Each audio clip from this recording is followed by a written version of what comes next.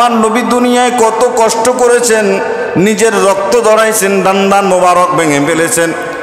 তায়েফের ময়দানে আল্লাহ রসুলের রক্ত দ্বারা জমিন লাল হয়ে গেছে। আর সেই দুনিয়ার মুসলমান নবীর বিরোধিতা করে কি করে না? যদি বলে করি না, আমি কুমু কেমনে করি না। এই জমিনে আল্লাহ নবী রাজনীতি করেছেন কি করে নাই? বলেন না, করছে কি করে নাই? আল্লাহ নবী জমিনে রাজনীতি করেছেন। আল্লাহ নবী শিহাবে আবু তালেবে 3 বছর কারাভোগ করেছেন। এখন আপনি যদি বলেন 5 ওয়াক্ত নামাজ হুজুর পড়ি, হজ করে যাকাত দেই, তাহলে তো জান্নাত এত সোজা নয়। আল্লাহ নবী রক্ত ঝরাইছেন, দান মোবারক শহীদ করেছেন। গোসাইপুরের মানুষ, আপনি জবাব দেন, দিনের জন্য, ইসলামের জন্য, আপনার ধর্মের জন্য আপনি কয়দিন রক্ত ঝরাইছেন? বলতে পারবেন কয়দিন রক্ত ঝরাইছেন? কাফেররা আমার নবীকে পাথর মেরে মেরে দেহ ক্ষত বিক্ষত করে দিয়েছে। আমার নবীকে পাগল বলেছে, উন্মাদ বলেছে। আমার নবীকে পাগল বলেছে, উন্মাদ বলেছে। নবীর জন্য যদি এতটুকুন মায়া থাকে, এতটুকুন ভালোবাসা থাকে, এই নবীর দিন ধর্মকে আপনি কটূক্তি করতে পারেন? আপনি কটূক্তি করতে পারেন না। নবী আল্লাহর এই জমিনে আল্লাহর দিনকে কায়েম করার জন্য কত কষ্ট করেছেন। আজকে আপনি সেই নবীর দিনের বিরোধিতা করেন, সেই ধর্মের বিরোধিতা করেন, কত কটূক্তি করে কত কথা আপনারা বলেন। আল্লাহর এই জমিনে আল্লাহর দিনের পক্ষে যদি না থাকেন, কিয়ামতের ময়দানে আল্লাহর নবীকে আপনার জন্য সুপারিশ করবে? বলেন, সুপারিশ করবে? দিনের পক্ষে, ধর্মের পক্ষে, কোরআনের পক্ষে, আমার রসুলের পক্ষে যদি না থাকেন, আর কিয়ামতের ময়দানে আমার রসুল যদি উম্মত বলে পরিচয় না দেয়, কপালে এমন আগুন লাগবে, নিবানোর জন্য সেদিন কেউ থাকবে? ভাই বলেন, মা বলেন, বাবা বলেন, আত্মীয় স্বজন সবাই বলেন, দুনিয়াতে বিপদে পড়লে আপনাকে বিপদের মধ্যে ফেলে দিয়ে চলে যায়। এটা তো দুনিয়ায় দেখলেন, আখেরাতে কোন অবস্থা হবে? বাবা ছেলেকে দেখলে ফালায়া যাবে, মা সন্তানকে দেখলে ফালায়া যাবে, ভাই ভাইকে দেখলে ফালায়া যাবে। কারণ বাবা চিন্তা করবে, কিয়ামতের ময়দানে আমি যদি সন্তানটাকে সন্তান বলে পরিচয় দেই, তাহলে সন্তান আমার কাছ থেকে নেক চাইবে। মা বলবে, যদি আমি পরিচয় দেই সন্তান বলে, সন্তান আমার কাছ থেকে নেক চাইবে। বাবা, দুনিয়ায় তুমি আমার জন্য হয়তো 14 বছর 20 বছর পরিশ্রম করেছো, বাকি জীবন তোমার জন্য আমি সন্তান কত কষ্ট করেছি। আজকে একটা নেকির জন্য কিয়ামতের ময়দানে আমি ধরা খেয়ে গেলাম, আমাকে একটা নেকি দাও। সেদিন বাবা বলবে, দুনিয়ায় আমার কোনো সন্তান আছে বলে আমার মনে হয় না। নাউজুবিল্লাহ বলেন। মা বলবে, সন্তান আছে বলে আমার মনে হয় না। আর ভাই সেদিন বলবে, আমার ভাই আছে বলেও দুনিয়ায় আমার মনে হয় না। এই কঠিন একটা সময় যদি রসুলের পক্ষে থাকেন, দিনের পক্ষে থাকেন, ধর্মের পক্ষে থাকেন, ইসলামের পক্ষ থাকেন, আর নবীর অনুসরণ অনুকরণ করেন, অবশ্যই আল্লাহর নবী কিয়ামতের ময়দানে আপনার জন্যই আল্লাহর দরবারে সুপারিশ করবে। যদি নবীর বিরোধিতা করেন, দিনের বিরোধিতা করেন, ধর্মের বিরোধিতা করেন, কোরআনের বিরোধিতা করেন, আমার রসুলের বিরোধিতা করেন, সুপারিশ হবে? সুপারিশ করবে? রসুল তো উম্মত বলেই পরিচয় দেবে না। আল্লাহ তাআলা আমাদেরকে দিন ধর্ম বোঝার তৌফিক দান করুক। সকলে পড়ে আমিন। ওয়ানাশহাদু আল্লা ইলাহা ইল্লাল্লাহু ওয়াহদাহু লা শারীকা লাহু ونشهد أن سيدنا وسندنا وحبيب ربنا وطبيبنا وطبيب قلوبنا ومولانا محمد صلى الله تعالى عليه بالحق بشيرا ونذيرا وداعيا إلى الله بإذنه وسراجا منيرا. أما بعد فأعوذ بالله من الشيطان الرجيم.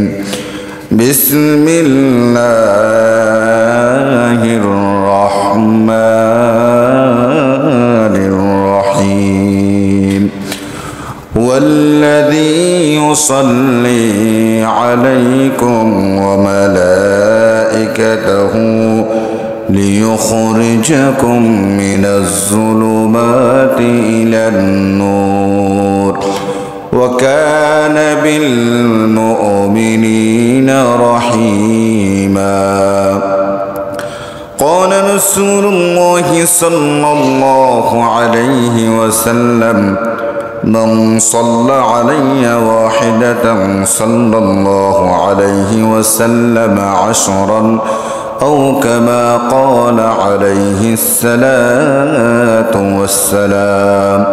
صدق الله العظيم وصدق رسوله النبي الكريم ونحن على ذلك من الشاهدين والشاكرين والحمد لله رب العالمين. إن الله وملائكته يصلون على النبي يا أيها الذين آمنوا صلوا عليه وسلموا تسليما. اللهم صل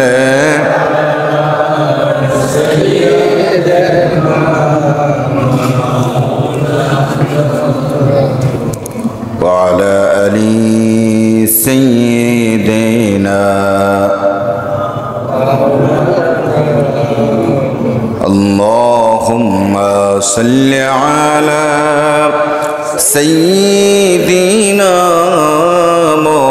مولانا محمد وعلى آل سيدنا. দিবানিশি মনে রে আমার ওরে আর দিও না যন্ত্রণা। ধনে যদি হইতাম ধরি যাইতাম সোনার মদিনা। আল্লাহুম্মা সাল্লি সাইয়্যিদিনা মাওলানা মুহাম্মদ ওয়া আলা আলি সাইয়্যিদিনা। লা ইলাহা ইল্লাল্লাহ লা ইলাহা ইল্লাল্লাহ লা ইলাহা ইল্লাল্লাহ লা ইলাহা ইল্লাল্লাহ লা ইলাহা ইল্লাল্লাহ লা ইলাহা حسبي ربي جل الله ما في غير الله نور محمد صلى الله لا إله الله لا إله إلا الله لا إله لا إله إلا الله محمد رسول الله صلى الله عليه وسلم. الحمد لله. ঐতিহ্যবাহী গোসাইপুর কেন্দ্র জামে মসজিদে আগত সম্মানিত উলামায়ে কেরাম, মুরব্বী নিজাম, যুবক ভাইরা, আল্লাহ সুবহানাহু ওয়া তাআলার দরবারে শুকরিয়া আদায় করছি যে মহান মালিক, মহান মুনিব আমাদেরকে সপ্তাহের শ্রেষ্ঠ নামাজ, শ্রেষ্ঠ দিন জুমার দিন আল্লাহ সুবহানাহু ওয়া তাআলা আমাদেরকে মসজিদে আসার বসার কিছু গুরুত্বপূর্ণ কথা শোনার তৌফিক দিয়েছেন। এই জন্য সে মুনিবের শুকরিয়া আদায় করে সমস্যার সকলে পড়ি আলহামদুলিল্লাহ। অগণিত দুরূদ ও সালাম বিশ্বের সবার সভাপতি, বিশ্বের মানবতার মুক্তির দিশারি আহমদ মুজতবা মুহাম্মদ মুস্তাফা সাল্লাল্লাহু আলাইহি সাল্লামের উপর আল্লাহ যেন কবুল করেন, পড়ি আমিন। সম্মানিত মুসল্লিয়ানি কেরাম, আমাদের বিষয় ছিল মুমিন কিভাবে দিনরাত অতিবাহিত করবে। এই বিষয়টার মাঝখানে আমরা আবার কয়েকটা বিষয় ঢুকিয়েছি। আলহামদুলিল্লাহ, ধারাবাহিকভাবে আমরা আবার আমাদের পূর্বের আলোচনায় ফিরে যাব। আমাদের আলোচনার মাঝখানে মুমিন কিভাবে দিনরাত অতিবাহিত করবে তার মধ্যে একটি আমল হচ্ছে রাসূল করিম সাল্লাল্লাহু আলাইহি সাল্লামের উপর দুরূদ পড়া। আল্লাহর হাবিব সাল্লাল্লাহু আলাইহি সাল্লামের উপর কি পড়া? দুরূদ পড়া। এই পৃথিবীর জমিনে আল্লাহ সুবহানাহু ওয়া তাআলা মানবতার মুক্তির জন্য বা মানুষের হিদায়াতের জন্য যত নবী এবং রাসূল আল্লাহ সুবহানাহু ওয়া তাআলা পাঠিয়েছেন, তার মধ্যে সর্বশ্রেষ্ঠ এবং সর্বশেষ নবী হলেন মুহাম্মদুর রাসূলুল্লাহ সাল্লাল্লাহু আলাইহি ওয়াসাল্লাম। আল্লাহ তাআলা তিনাকে সর্বশ্রেষ্ঠ এবং সর্বশেষ নবী করে দুনিয়াতে পাঠিয়েছেন। গোটা বিশ্ব মানুষের জন্য, গোটা বিশ্ববাসী মানুষের জন্য তিনাকে আল্লাহ তাআলা রহমত করে পাঠাইছেন। কারণ কোরআনুল কারীম আল্লাহ বলেন, ওয়ামা আরসালনাকা ইল্লা রাহমাতাল লিল আলামিন। রাসূল, আমি আপনাকে গোটা বিশ্বের মানুষের জন্য রহমত স্বরূপ প্রেরণ করেছি। সুবহানাল্লাহ পড়েন। আরেকটি আয়াত আল্লাহ বলেন, কুল ইয়া আইয়ুহান নাসু ইন্নী রাসূলুল্লাহি ইলাইকুম জামিআ। আয়াত নাজিল করে আল্লাহ বলেন, হে রাসূল, দুনিয়ার মানুষগুলোকে আপনি জানায় দেন, আপনি সৌদিতে শুধু মক্কার জন্মগ্রহণ করেছেন, শুধু মক্কার মানুষের জন্য নয়। ইন্নী রাসূলুল্লাহ, নিশ্চয় আপনি রাসূল, ইলাইকুম জামিআ, গোটা বিশ্বের মানুষের জন্য আপনি একজন রাসূল। সুবহানাল্লাহ পড়েন। তিনি যেমন সৌদির মানুষের জন্য নবী এবং রাসূল, তেমন বাংলাদেশের জন্য, ঠিক কিনা বলেন, গোটা বিশ্বের মানুষের জন্য তিনি রাসূল। সুবহানাল্লাহ পড়েন।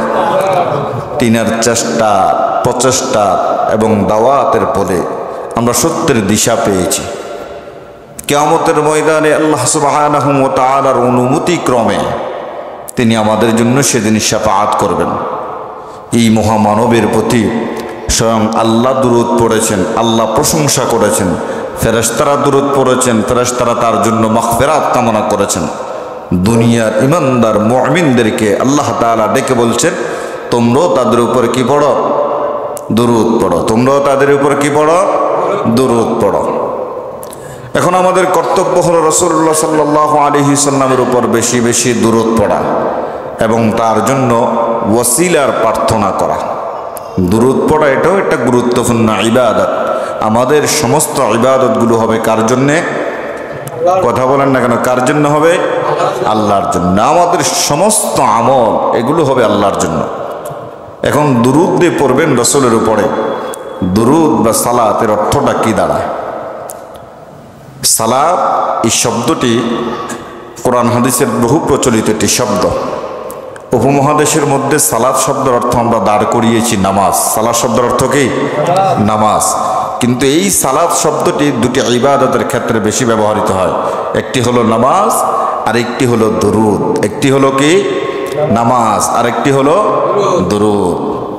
কারণ এই দুরূদ আল্লাহ নিজে স্বয়ং পড়েছেন, ফেরেশতারাও পড়েছেন, আর ইমানদারদেরকেও আল্লাহ ডেকে বলছেন রাসূলের উপর তোমরা কি পড়ো?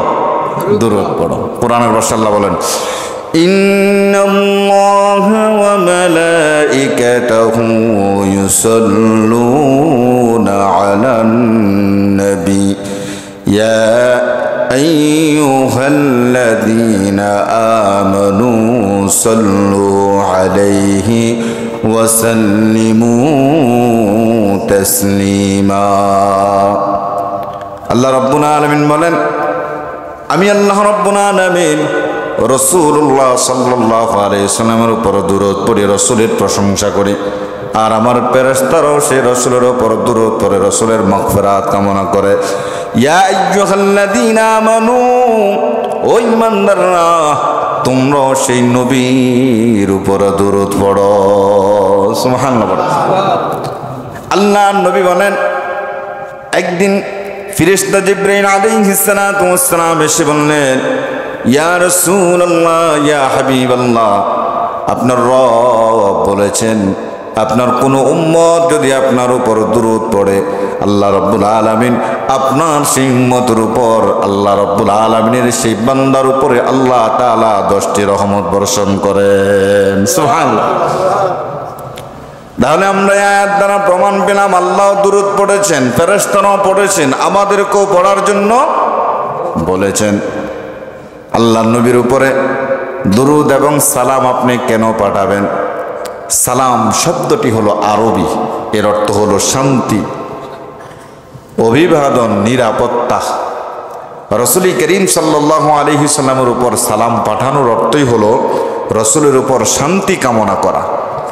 আমরা যখন নামাজ পড়ি, দ্বিতীয় রাকাতের বৈঠকে বা চতুর্থ রাকাতের বৈঠকে তাশাহুদ পড়ি না? বলেন, তাশাহুদ পড়ি না?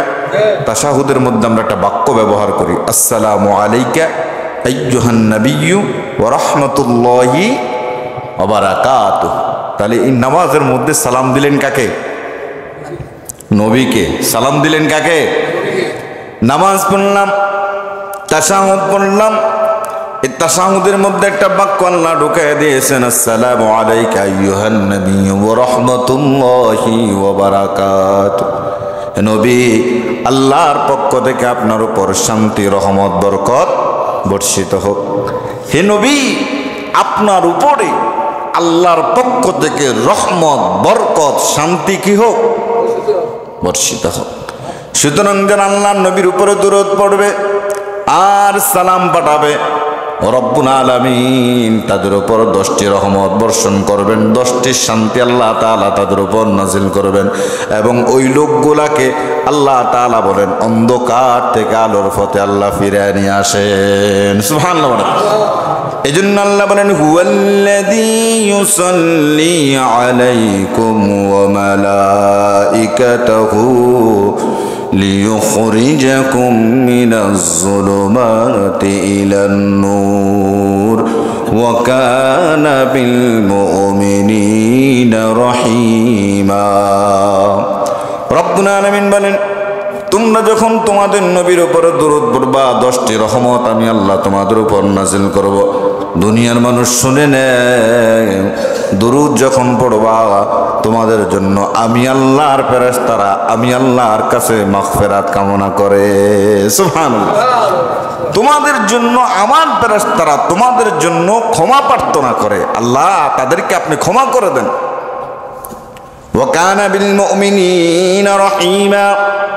আল্লাহ তাআলা মুমিনদের প্রতি অতি দয়ালু, আল্লাহ তাআলা মুমিনদের প্রতি অতি দয়ালু। ফেরেশতা এসে বলছেন, রব্বুল আলামিন আল্লাহর নবীর কাছে এসে বলছেন, নবী গো, আপনার উপর যারা দুরূদ পড়বে, আপনাকে দ্বারা সালাম পাঠাবে, 10টি রহমত আল্লাহ তার উপর নাজিল করবেন এবং 10টি শান্তি আল্লাহ রব্বুল আলামিন তার উপরে বর্ষণ করবেন। সুবহানাল্লাহ। এই দুরূদ বা সালাম নিয়ে অনেকগুলো মতভেদ দেখা যায়। কেউ বলেন আল্লাহর নবীর উপরে দুরূদ পড়া ওয়াজিব, কেউ বলেন সুন্নাহ, কেউ বলেন মুস্তাহাব। আমরা দেখি ইমাম শাফি, ইমাম আহমদ বিন হাম্বল রাহিমাহুল্লাহ আলাইহি তিনারা বলেছেন, নামাজ যখন পড়বেন নামাজের মধ্যে তাশাহুদ পড়া লাগে কিনা? বলেন, লাগে কিনা? নামাজের মধ্যে যখন তাশাহুদ পড়বেন, তাশাহুদের পরে দুরূদ শরীফ পড়া ওয়াজিব বলেছেন ইমাম শাফি, আহমদ বিন হাম্বল রাহিমাহুল্লাহু আলাইহি। আবার ইমাম মালিক, ইমাম আবু হানিফা রাহিমাহুল্লাহু আলাইহি বলেছেন তাশাহুদের পরে দুরূদ শরীফ পড়া সুন্নাহ।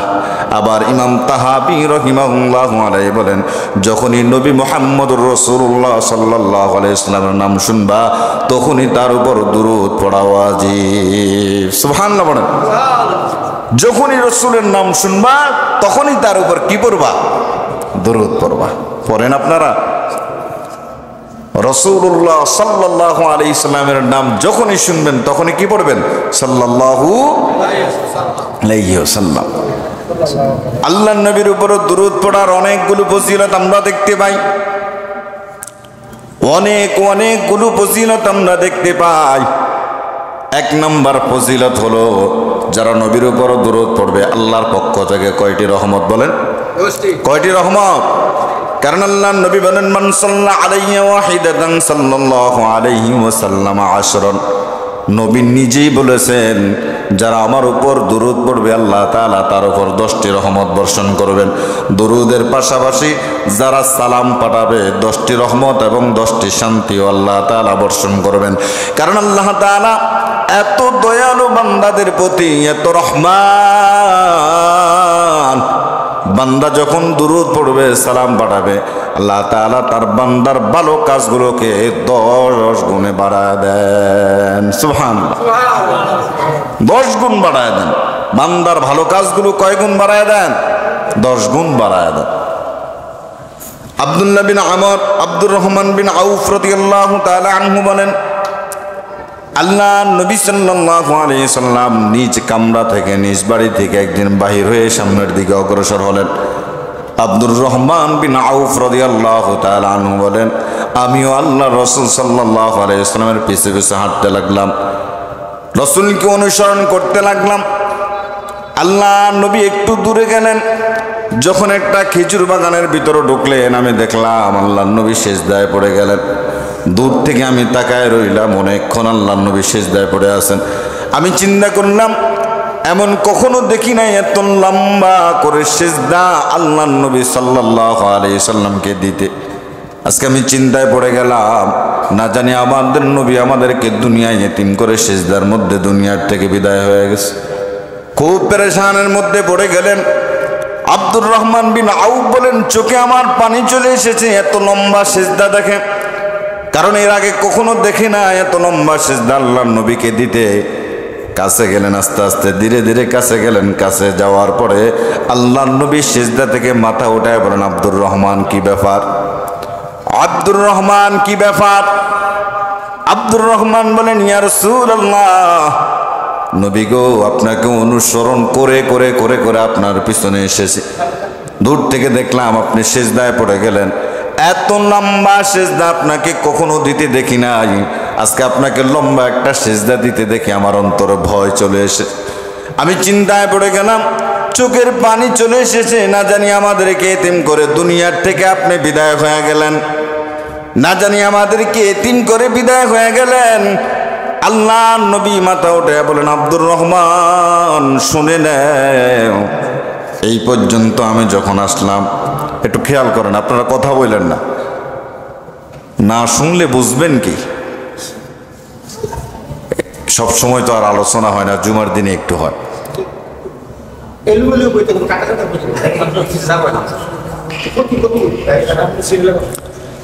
আব্দুর রহমানকে বললেন, আব্দুর রহমান, আমি এই পর্যন্ত যখন আসলাম, আল্লাহর ফেরেশতা জিবরাইল আলাইহিস সালাতু ওয়াস সালাম এসে বললেন, ইয়া রাসূলুল্লাহ, আল্লাহ তাআলা একটা সংবাদ পাঠাইছেন আপনাকে জানায় দেওয়ার জন্য। আল্লাহ রাসূল বললেন, জিবরাইল কি সংবাদ? বলে, সংবাদটা হলো আপনার উম্মতরা আপনার উপর দুরূদ পড়লে 10টা নেকি, সালাম দিলে আপনাকে নবী গো 10টি শান্তি আল্লাহ রাব্বুল আলামিন বর্ষণ করবেন। আপনি কি খুশি নন? আপনি কি খুশি নয়? আমার রাসূল চোখের পানি ছেড়ে দিয়ে বলেন, জিবরাইল কি বললা তুমি? আমার আল্লাহ আমার উম্মতের মধ্যে 10টি রহমত নাযিল করবেন, 10টি শান্তি বর্ষণ করবেন, আমি খুশি হতে, আমি অবশ্যই খুশি। এ কথা বলে নবী শুকরিয়াটা সিজদা দিয়া দিলেন। সুবহানাল্লাহ। উম্মতকে আল্লাহ যদি মাফ করে দেয়, রাসূল খুশি না বেজার? বলেন, রাসূল আমাদের জন্য খুশি না বেজার? কারণ মিরাজে যাবেন আল্লাহর নবী, আল্লাহর সান্নিধ্যে যাবেন, আল্লাহর কাছাকাছি হবেন। খুশির দিন না দুঃখের দিন? খুশির দিন।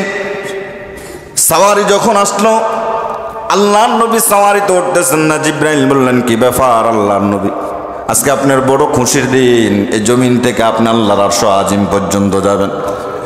আল্লাহর নবী সাল্লাল্লাহু আলাইহি ওয়াসাল্লাম চোখের পানি ছেড়ে দিয়ে বলে, জিবরাইল, আমি এই জমিন থেকে আরশ আজিমে যাব আমার রবের সঙ্গে সাক্ষাৎ করার জন্য, কিন্তু জমিনে আমার গুনাহগার উম্মত আল্লাহকে জানায় দাও, যদি এই মুহূর্তে আল্লাহ আমার গুনাহগার উম্মতদেরকে মাফ না করে আমি সাওয়ারিতে উঠব না। সুবহানাল্লাহ। আল্লাহ তাআলা জিবরাইলকে জানায় দিলেন, জিবরাইল শুনে নাও, তুমি আমার বন্ধুকে জানায় দাও, যারা 5 ওয়াক্ত নামাজ বা জামাতের সাথে আদায় করবে, রসুলকে অনুসরণ করবে, মোহাব্বত করবে, ভালোবাসবে, শুনে নেন, জানায় দাও আমার নবীকে, আমি আল্লাহ রব্বুল আলামিন ওই বান্দাগুলোকে মাফ করে দিলাম। সুবহানাল্লাহ। কেমন নবী পেলাম, কেমন নবী আমরা পেলাম, তার উপরে দুরূদ বলল সওয়াব আছে না নাই? 2 নম্বর শর্ত হলো নবীর উপরে যারা দুরূদ পড়বে ফেরেশতারা তাদের জন্য আল্লাহর কাছে গুনাহ মাপ চাইবে। সুবহানাল্লাহ বলেন। আল্লাহর ফেরেশতারা যারা নবীর উপরে দুরূদ পড়বে তাদের জন্য কি চাইবে? ক্ষমা চাইবে। রাসূল বলেন জুমার দিন যখন আসে, জুমার দিন যখন হয়, বেশি বেশি আমি রাসূলের উপর দুরূদ পড়ো। আমরা বললাম দুরূদ পড়লে লাভ কি? আল্লাহ রাসূল বললেন 10টি নেকি তো পাইবে, এবং যতক্ষণ দুরূদ পড়ো ততক্ষণ আল্লাহর ফেরেশতারা তোমাদের জন্য আল্লাহর কাছে মাগফিরাত কামনা করবে। সুবহানাল্লাহ। চাই তুমি এবার কম করো অথবা বেশি পড়ো, যতক্ষণ সময় নিয়ে পড়বেন। দিন রাত মিলে কত ঘন্টা বলেন? দিন রাত মিলে কত ঘন্টা? 24 ঘন্টা। এখন আমি ধরে নিলাম এই 24 ঘন্টার ভিতরে আপনি 10 ঘন্টায় রাসূলের উপর দুরূদ পড়েন। এই 10 ঘন্টায় আপনার জন্য ফেরেশতারা আল্লাহর কাছে দোয়া করতে থাকবে। সুবহানাল্লাহ বলেন। যদি আপনি 5 মিনিট করেন, 5 মিনিট দোয়া করবে। এবারে ডিসিশন আপনার, আপনি কি বেশি পড়বেন দুরূদ না কম পড়বেন। এই জন্য মুমিনের একটা গুণ থাকবে, দিন রাতে যখনই সুযোগ পায় তখনই দুরূদ পড়বে মুহাম্মদ সাল্লাল্লাহু আলাইহি সাল্লামের উপরে। যখনই অবসর সময় পান, ফাহেসা কথা না বলে, ফাহেসা কথা না বলে, অন্যের দুষ্গুণ না খুঁজে যদি বসে বসে দুরূদ পড়েন, এটা লাভ আপনার না লস? বলেন লাভ না লস? লাভ। এই জন্য আল্লাহর নবী বলেন কিয়ামতের ময়দানে যারা দুরূদ পড়বে, আল্লাহর নবীর উপরে যারা দুরূদ পড়বে, কিয়ামতের কঠিন ময়দানে তারা আল্লাহর নবীর কাছাকাছি থাকবে। সুবহানাল্লাহ বলেন। কিয়ামতের ময়দানে আল্লাহর কাছাকাছি থাকতে চায় কি চায় না? আল্লাহর নবীর কাছাকাছি থাকতে চায় কি চায় না? দুনিয়ার মানুষ বড়ই স্বার্থপর, বিপদে পড়েন সঙ্গে কেউ থাকবে না, ঠিক কিনা বলেন? সবাই বিপদের মুখে আপনাকে ঠেলে ফেলে দিয়ে পিছনে ছুটে যাবে, কিন্তু এমন একজন নবী কিয়ামতের ময়দানে আপনি যখন বিপদে পড়বেন, দুনিয়ায় নবীর উপর দুরূদ পড়েছেন, অনুসরণ করেছেন, অনুকরণ করেছেন, তার দিন মেনেছেন, ধর্ম মেনেছেন, কিয়ামতের ময়দানে নবী আপনাকে বিপদে ফেলায়া নবী আপনার থেকে সরে যাবে? আপনার থেকে নবী সরে যাবে না। ভালো করে শুনেন, সেই নবীর দিন যদি মানেন, ধর্ম যদি মানেন, দুনিয়ায় নবী কিভাবে চলেছেন, কিভাবে কি করেছেন, এগুলো যদি মেনে চলেন, নবী আপনাকে কিয়ামতের ময়দানে ঠেলে দিয়ে যাবে। এই জন্য নবীর উপরে দুরূদ পড়ার দরকার আছে না নাই? আল্লাহ নবী বললেন, দুনিয়ার মানুষ শুনে নাও, আমার উপর যখন দুরূদ পড়বা তোমাদের পাপগুলো মোচন করে দিবেন কে? 1 নম্বর আল্লাহ নবী বললেন যখন দুরূদ পড়বা 10টি রহমত আল্লাহ বর্ষণ করবেন। 2 নম্বর যখন দুরূদ পড়বা তোমার গুনাহগুলো আল্লাহ মাফ করে দেবে। 3 নম্বর যখন দুরূদ পড়বা আল্লাহ রব্বুল আলামিন 10টি মর্যাদা তোমার বাড়ায় দিবেন। সুবহানাল্লাহ। 10টি মর্যাদা বাড়ায় দিবেন, 10টি পাপ মোচন করে দিবেন, 10টি রহমত তোমার উপর বর্ষণ করবে। 5 নম্বর হলো নবীর শাফাআতের দরকার আছে না নাই? আমাদের নবীর শাফাআত কিয়ামতের ময়দানে আমাদের জন্য দরকার আছে না নাই? আল্লাহ নবী বলেন আমার উপর যারা দুরূদ পড়বে, কান খাড়া করে শুনে নাও রে মানুষ, কিয়ামতের ময়দানে নবী আলাইহিস সালাতু ওয়াস সালাম বলেন উম্মত রে, আমার জন্য কর্তব্য হয়ে যায় তোমার জন্য আল্লাহর কাছে শাফাআত করা। সুবহানাল্লাহ। তোমার জন্য সুপারিশ করা আমার জন্য কর্তব্য হয়ে যায়। এজন্য আল্লাহর নবী বলেন যখন মিনারায় মুয়াজ্জিন আযান দেয়, আযান দেওয়ার পরে আযানের বাক্যগুলো মুয়াজ্জিনের সাথে সাথে বলো, তারপর আমার উপর দুরূদ পড়ো, আমার জন্য ওসিলার দোয়া করো, আমি আল্লাহর হাবিব কিয়ামতের ময়দানে তোমাদের জন্য সুপারিশ করব। ওসিলা হলো জান্নাতের উচ্চ মর্যাদার একটি স্থান।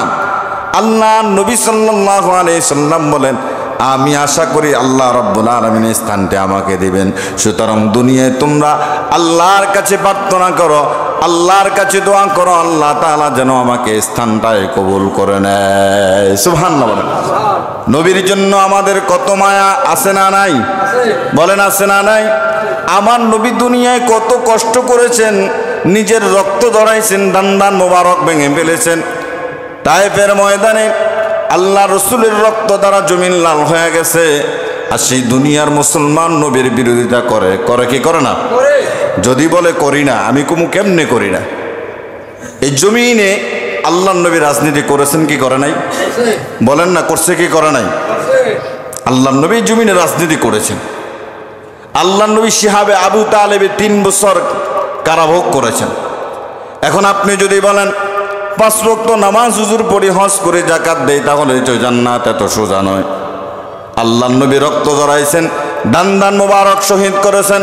গোসাইপুরের মানুষ, আপনি জবাব দেন, দিনের জন্য, ইসলামের জন্য, আপনার ধর্মের জন্য আপনি কয়দিন রক্ত ঝরাইছেন? বলতে পারবেন কয়দিন রক্ত ঝরাইছেন? কাফেররা আমার নবীকে পাথর মেরে মেরে দেহ ক্ষত বিক্ষত করে দিয়েছে। আমার নবীকে পাগল বলেছে, উন্মাদ বলেছে। আমার নবীকে পাগল বলেছে, উন্মাদ বলেছে। নবীর জন্য যদি এতটুকুন মায়া থাকে, এতটুকুন ভালোবাসা থাকে, এই নবীর দিন ধর্মকে আপনি কটূক্তি করতে পারেন? আপনি কটূক্তি করতে পারেন না। নবী আল্লাহর এই জমিনে আল্লাহর দিনকে কায়েম করার জন্য কত কষ্ট করেছেন। আজকে আপনি সেই নবীর দিনের বিরোধিতা করেন, সেই ধর্মের বিরোধিতা করেন, কত কটূক্তি করে কত কথা আপনারা বলেন। আল্লাহর এই জমিনে আল্লাহর দিনের পক্ষে যদি না থাকেন, কিয়ামতের ময়দানে আল্লাহর নবী কি আপনার জন্য সুপারিশ করবে? বলেন, সুপারিশ করবে? দিনের পক্ষে, ধর্মের পক্ষে, কোরআনের পক্ষে, আমার রসুলের পক্ষে যদি না থাকেন, আর কিয়ামতের ময়দানে আমার রসুল যদি উম্মত বলে পরিচয় না দেয়, কপালে এমন আগুন লাগবে, নিবানোর জন্য সেদিন কেউ থাকবে?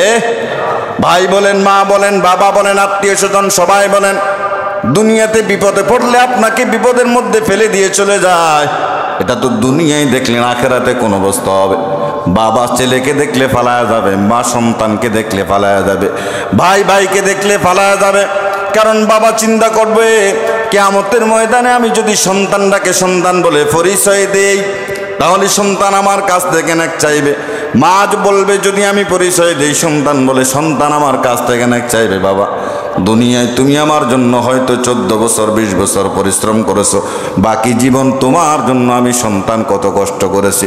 আজকে একটা নেকির জন্য কিয়ামতের ময়দানে আমি ধরা খেয়ে গেলাম, আমাকে একটা নেকি দাও। সেদিন বাবা বলবে, দুনিয়ায় আমার কোনো সন্তান আছে বলে আমার মনে হয় না। নাউজুবিল্লাহ বলেন। মা বলবে, সন্তান আছে বলে আমার মনে হয় না। আর ভাই সেদিন বলবে, আমার ভাই আছে বলেও দুনিয়ায় আমার মনে হয় না। এই কঠিন একটা সময় যদি রসুলের পক্ষে থাকেন, দিনের পক্ষে থাকেন, ধর্মের পক্ষে থাকেন, ইসলামের পক্ষ থাকেন, আর নবীর অনুসরণ অনুকরণ করেন, অবশ্যই আল্লাহর নবী কিয়ামতের ময়দানে আপনার জন্যই আল্লাহর দরবারে সুপারিশ করবে। যদি নবীর বিরোধিতা করেন, দিনের বিরোধিতা করেন, ধর্মের বিরোধিতা করেন, কোরআনের বিরোধিতা করেন, আমার রসুলের বিরোধিতা করেন, সুপারিশ হবে? সুপারিশ করবে? রসুল তো উম্মত বলেই পরিচয় দেবে না।